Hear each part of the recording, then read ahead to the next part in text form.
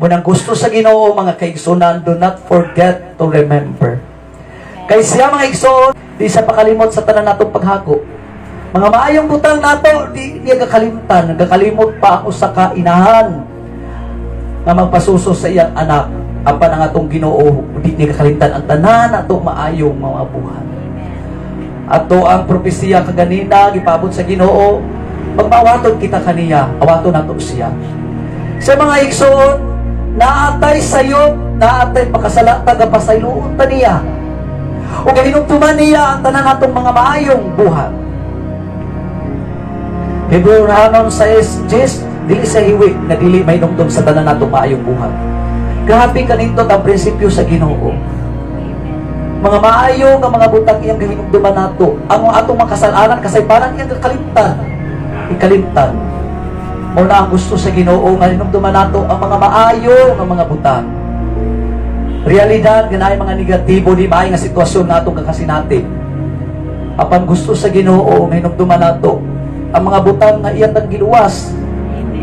Gusto sa Ginoo nga hinugtuman nato kung giyon sa taniya pag-ayo gikan sa atong balatian. Panahon nga naata sa struggle sa kinabuhi mga igsoon. Gusto sa Ginoo nga hinumduman nato sa kaduha. Giayo kaniya ikan sa imong balatian igsoon. Ang imong pamilya iyang gipakaon. Gipanalanginan kamo niya, gipanalanginan kita niya daghang panahon. Hinumduman gusto sa Ginoo hinumduman nato na aron kita magakalipay sa pag-alagad kaniya.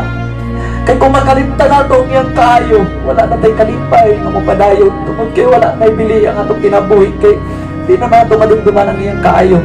Apan sama sa atong Ginoo. Ang tanan natong mayong buhat, atong tanang paghago, pagsakripisyo dili sa church, labi na kung para sa iya, di na iyang kalimtan. Iyang kainumtuman ang tanang mga mayong utang. Inaon nga kita usab mga kaigsunan, mga katawan. Hinugtuman nato mga maayong mga buhat sa atong mga kaigsunan. Dili nato hinugtuman pagitaon ng mga kasaypanan, kasalanan ko dili.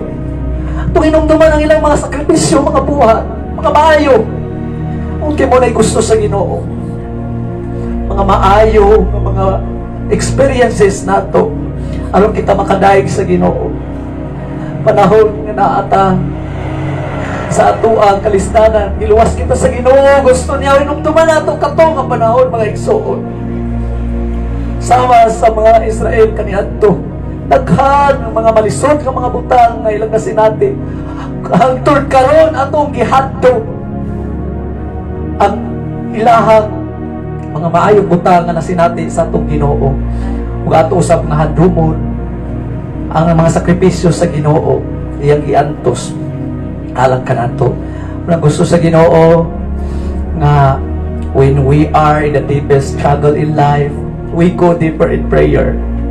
We go deeper in praise and worship and meditation.